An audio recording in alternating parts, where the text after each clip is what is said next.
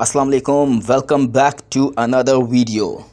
बिस्मिल्लाहिर्रहमानिर्रहीम इय्याका नअबुदु व इय्याका नस्तईन। करप्शन दुनिया के हर माशरे में है, लेकिन जो करप्शन एक माशरे को, एक सोसाइटी को, एक मुल्क को तबाह करती है वो एलीट की करप्शन है। वो जिसको कहते हैं रूलिंग एलीट। जब वो चोरी करना शुरू करती है, जब प्राइम मिनिस्टर पैसे चोरी करता है, जब उसके मिनिस्टर्स करते हैं, जब प्रेसिडेंट्स करते हैं, या फिर जिसको क्रोनी कैपिटलिज्म कहते हैं कि वो बड़े बड़े बिजनेस हाउसेस के साथ मिलके जब चोरी करते हैं, तो उससे मुल्क तबाह होता है। Secretary general of the United Nations उन्होंने एक पैनल बनाई जिसको कहते हैं फैक्ट आई पैनल, और उसने ये गेज किया कि गरीब और अमीर मुल्कों में क्यों फासले बढ़ते जा रहे हैं। तो वो बड़े ऐसे रिजल्ट्स आए जो कि सारी कौम को समझना चाहिए। मैं अपनी कौम की बात कर रहा हूँ कि उसका रिज़ल्ट नंबर 1 रिज़ल्ट ये था कि हर साल गरीब मुल्कों से 1.7 ट्रिलियन डॉलर्स, 1700 अरब डॉलर गरीब मुल्कों से चोरी होके अमीर मुल्कों में जाते हैं, या ऑफशोर अकाउंट्स पे जाते हैं, या लंदन जैसे कैपिटल में बड़े बड़े महलात ख़रीदने के लिए, एवन फील्ड अपार्टमेंट्स वाले महंगे तरीन एरिया में, ये गरीब मुल्कों का पैसा जाता है अमीर मुल्कों में और ऑफशोर अकाउंट्स में, और असल में ये तबाह करती है एक मुल्क को। और वो इसलिए होती है कि उन गरीब मुल्कों में रूल ऑफ लॉ नहीं होता। गरीब और अमीर मुल्कों के अंदर फ़र्क ये है कि अमीर मुल्कों में रूल ऑफ लॉ है, गरीब मुल्कों में नहीं है। रूल ऑफ लॉ का मतलब ये होता है कि कानून के नीचे सब एक बराबर। तो जो अमीर मुल्क हैं वो ताकतवर को कानून के नीचे ले आते हैं, जो गरीब मुल्क हैं वो ताकतवर को एनआरओ दे देते हैं, ताकतवर चोर को एनआरओ दे देते हैं। और तबाह ताकतवर की चोरी का होता है। एक मुल्क तबाह तब होता है क्योंकि छोटा चोर कितना पैसा चोरी कर लेगा, वो पैसा क्या करेगा, चोरी करके ज़मीन में अपने घर के नीचे दबा देगा। लेकिन जब अरबों रुपए की चोरी होती है और वो ताकतवर करता है, यानी वो वज़ीर करते हैं, प्राइम मिनिस्टर्स करते हैं, तो वो जो चोरी है वो फिर मुल्क से बाहर ले जानी पड़ती है।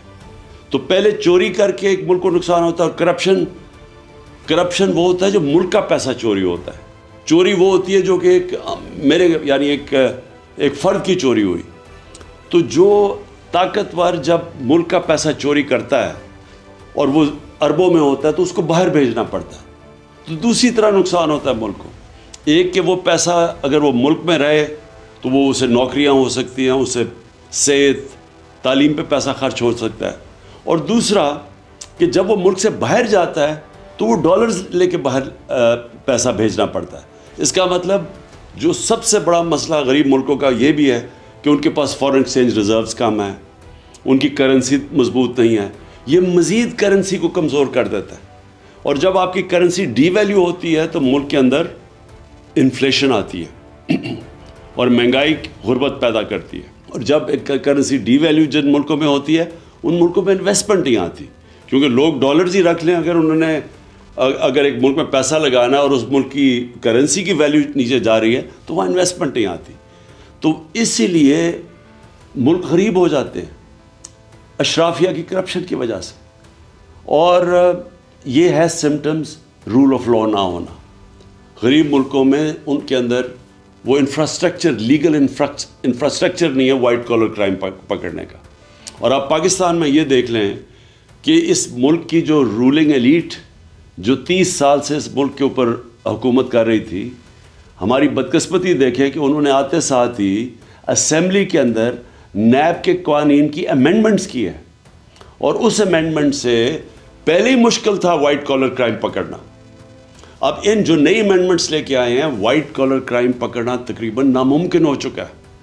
उन्होंने ऐसी ऐसी शिकें डाल दी हैं बीच में कि अगर मैं यहाँ मुल्क का पैसा चोरी करके बाहर भेजूँ तो ये नामुमकिन है हमारे लीगल इंफ्रास्ट्रक्चर अकाउंटेबिलिटी ब्यूरो का कि वो पैसा वापस लेके आए। पहले ही मुश्किल था, लेकिन अब मज़ीद उन्होंने ऐसे कानून बना दिए हैं कि उन्होंने तकरीबन नामुमकिन कर दिया। मैं अगर पैसे चोरी करके अपने ख़ानदान के नाम पे कर दूं तो वो भी अब नहीं पकड़ सकते।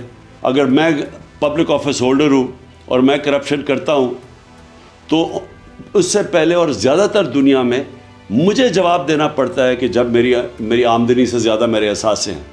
इन्होंने ये कानून ला दिया है कि उनको साबित करना पड़ेगा अब नैब को, तो वो आगे ही मुश्किल था। जिस तरह मैंने कहा वाइट कॉलर क्राइम को पकड़ना, तो अब नामुमकिन कर दिया इन्होंने, क्योंकि वही लोग, वही स्टेटस को, वही चोर, वो खुद आके बैठ के अपने आप को उन्होंने पूरा अब लाइसेंस दे दिया चोरी करने का। तो आखिर में मैं सिर्फ ये कहना चाहता हूँ कि मैंने 26 साल पहले जो पार्टी बनाई थी तहरीक इंसाफ, उसका बनाई इसलिए थी कि जब तक एक मुल्क में कानून की हुक्मरानी नहीं होती, जिसको रूल ऑफ लॉ कहते हैं, वो मुल्क तरक्की नहीं कर सकता। आप एशियन टाइगर नहीं बन सकते। आप अगर समझते हैं हम चाइना की तरह तरक्की कर सकते, हम नहीं कर सकते। ये सारे मुल्क तब तरक्की किया था इन्होंने जब इंसाफ, रूल ऑफ लॉ लेके आए थे, कानून की हुक्मरानी लेके आए थे। क्योंकि जब ताकतवर को आप कानून के नीचे ले आते हैं, तो तब ये जो वाइट कॉलर क्राइम या जो पैसा करप्शन मुल्क को तबाह करती है, तब वो उसको कंट्रोल में लेके आते हैं। और ये सारे जो मुल्क हैं, खुशहाल मुल्क, स्विट्ज़रलैंड, वेस्टर्न यूरोप के ममालिक और अमेरिका, इन सारों के अंदर रूल ऑफ लॉ इंडेक्स में ये 90% से ऊपर है। स्विट्ज़रलैंड 99% है।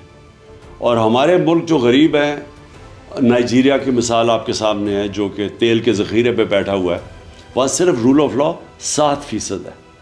और हमारे जितने भी पाकिस्तान जैसे मुल्क, हम सब 15-20% से कम हैं। आखिर में मैं सम अप ये करना चाहता हूँ कि जब तक हम सारे मुल्क इस चीज़ के ऊपर ज़ोर नहीं लगाएगा कानून की हुक्मरानी करने के लिए, रूल ऑफ लॉ इस मुल्क के ऊपर लागू करने के लिए, हम कभी भी ये बड़ी करप्शन नहीं रोक सकते।